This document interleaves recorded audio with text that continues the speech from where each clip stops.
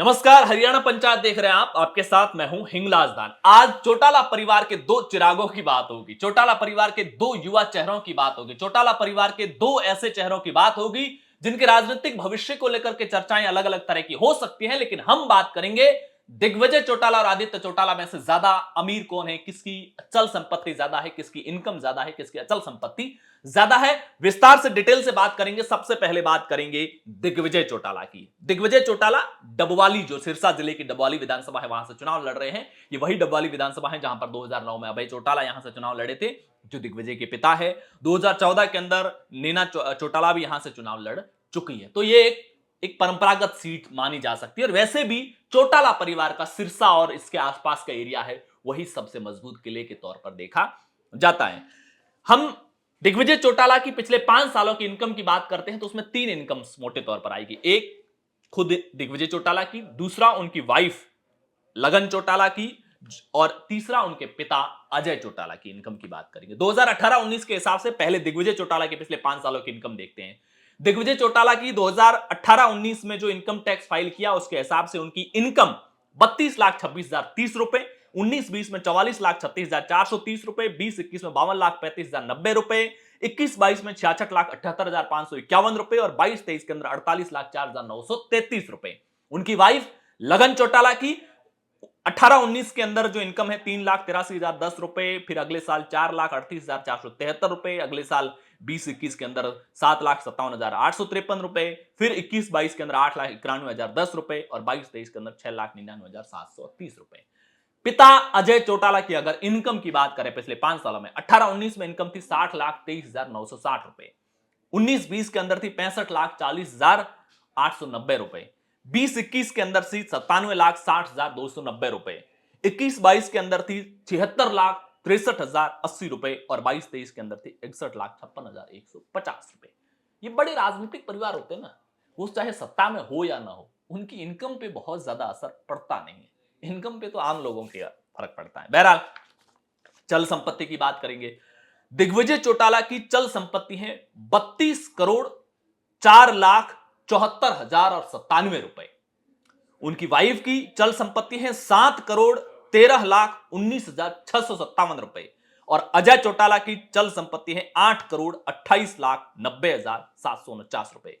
यानी कि 32 करोड़ दिग्विजय, वाइफ की 7 करोड़, 32 और 7 39 करोड़ और 8.25 करोड़ अजय चौटाला की, 47 करोड़ की इनकी टोटल हो गई है चल संपत्ति। अब अगर चल संपत्ति के बाद में अचल संपत्ति की अगर बात करते हैं, पहले अगर चल संपत्ति को आपको लेकर कंफ्यूजन हुआ आपके जहन में, तो बता दूं कि चल संपत्ति में वो आता है जो कैश पेमेंट उनके पास में कितना है, बैंकों में कितना जमा है, कंपनियों के अंदर कितना शेयर खरीद रखा है, कितना इन्वेस्ट कर रखा है, बॉन्ड कितने के खरीद रखे हैं, व्हीकल्स कितने के हैं, ज्वेलरी, गोल्ड, सिल्वर, ये सब कितने का है। ये तमाम चीजें जो आती है वो चल संपत्ति में आती है। मोटे तौर पर ये जो दिग्विजय चौटाला के पास 32 करोड़ है, उसके अंदर बड़ी बात करें तो 1 करोड़ 55,40,000 रुपए का तो सोना है, 4,37,500 रुपए की चांदी है और 1 करोड़ 36,92,150 रुपए के डायमंड है दिग्विजय चौटाला के पास में। ये जो हमने चल संपत्ति 32 करोड़ की बात की है, उसमें से वाइफ की जो चल संपत्ति है जो 7 करोड़ 13 लाख, उसमें से 1 करोड़ 85 लाख रुपए की उनके पास में सोना है, 2,62,500 रुपए की चांदी है और 60 लाख रुपए के डायमंड है। अजय चौटाला की अगर बात करते हैं तो 40,70,000 का सोना है, 10,50,000 की चांदी है और 3,50,000 रुपए के डायमंड है। और मोटर व्हीकल्स में 25 लाख रुपए की कीमत के दिग्विजय चौटाला के पास में है, वाइफ के पास में कोई व्हीकल्स के तौर पर है नहीं और अजय चौटाला के पास में 3,15,000 की। ये वो व्हीकल्स होते हैं जो इनके नाम पर होते हैं, बाकी वो चढ़ते किसमें, चलते किसमें, काफिला कितना बड़ा होता है, किसके नाम पर कौन सी गाड़ी है, ये एक अलग आंकड़े होते हैं। अचल संपत्ति की अगर बात करते हैं तो दिग्विजय चौटाला के पास में 22 करोड़ 52,75,000 की अचल संपत्ति है। अचल संपत्ति में आती है जमीन, विशेष तौर से agriculture land, non agriculture land, बिल्डिंगें आती है, कॉमर्शियल बिल्डिंग हो, रेजिडेंशियल बिल्डिंग हो, मतलब आवास वाली या बिजनेस के हिसाब से कहीं कंपनी चल रही हो, कोई फैक्ट्री चल रही हो, ये सब जो आती है वो अचल संपत्ति में आती है। तो दिग्विजय की अचल संपत्ति है 22 करोड़ 52,75,000 रुपए और अजय चौटाला की अचल संपत्ति है 32 करोड़ 19 लाख रुपए। हालांकि उनकी वाइफ जो लगन चौटाला है उनके नाम पर है नहीं। तो 22 करोड़ रुपए दिग्विजय की हो गई और 32 करोड़ रुपए ये हो गई, करीब करीब 54 करोड़ के आसपास की अचल संपत्ति हो गई है दिग्विजय और अजय चौटाला की। और 47 करोड़ के आसपास चल संपत्ति की। अब अगर अपन आदित्य चौटाला की बात करते हैं तो उनकी वाइफ भावना सिंह है, उनकी पिछले 5 सालों की कोई इनकम के तौर पर मोटे तौर पर आंकड़े दिखाई हुए है नहीं। उनकी खुद की 5 सालों की इनकम की बात करते हैं तो 2019-20 के अंदर 16,40,377 रुपए, 20-21 में 6,71,583 रुपए, 21-22 के अंदर 16,90,652 रुपए, 22-23 के अंदर 12,84,958 रुपए और 23-24 के अंदर 16,63,943 रुपए।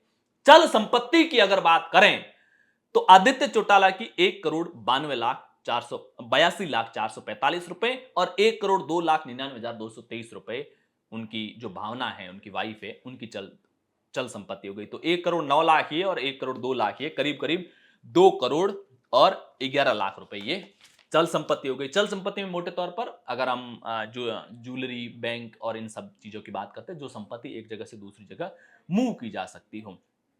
80 लाख रुपए की उनकी वाइफ के पास में सोना है। ये एक बड़ी, जो 1,02,00,000 है इसमें से 80 लाख तो अकेला सोना ही है वाइफ के पास में। 28,60,000 का सोना आदित्य के खुद के पास में, 3,40,000 के डायमंड है आदित्य के पास में और 5,60,000 के डायमंड है भावना के पास में। अचल संपत्ति की अगर बात करें तो 22,04,57,376 रुपए आदित्य के पास में अचल संपत्ति और 2,25,00,000 रुपए भावना के पास में। तो 22 और 2.25 करोड़ ये हो गए, 24 करोड़ की अचल संपत्ति है और 2 करोड़ 11 लाख के आसपास की चल संपत्ति है। तो ये हो गए 24, 26, 26.5 के लगभग 26.5 करोड़ की चल अचल संपत्ति हो गई। और दिग्विजय की चल अचल संपत्ति कितनी हो गई? 47 करोड़ तो चल संपत्ति है और अचल संपत्ति है 54 करोड़ से ज्यादा की। तो ये दिग्विजय चौटाला और आदित्य चौटाला की संपत्ति को लेकर के आंकड़े थे। हालांकि इन दोनों में से किसका राजनीतिक भविष्य क्या होगा, चौटाला परिवार के युवा चेहरों के तौर पर अपनी पारिवारिक विरासत को, देवीलाल की विरासत को कौन आगे बढ़ाएगा, किसके पक्ष में क्या कुछ परिणाम रहते हैं, जनता का समर्थन किसको मिलता है। जनता का नेता देवीलाल ने जनता का नेता बनकर के ही हरियाणा में लंबे समय तक राज किया था, अपने परिवार को इतना राजनीतिक विस्तार दे पाए थे। ये जो नई पीढ़ी के नए चेहरे हैं, इनमें से जनता का नेता कौन बनने में कामयाब होगा, ये आने वाले समय में पता चलेगा। जनता के समर्थन से ही पता चलेगा कि जनता का नेता कौन है। आपकी जो कुछ भी राय हो कमेंट बॉक्स में जरूर बताइएगा। हरियाणा पंचायत पर पहली बार आए तो चैनल को सब्सक्राइब कीजिएगा, वीडियो को लाइक और शेयर जरूर कीजिएगा। शुक्रिया।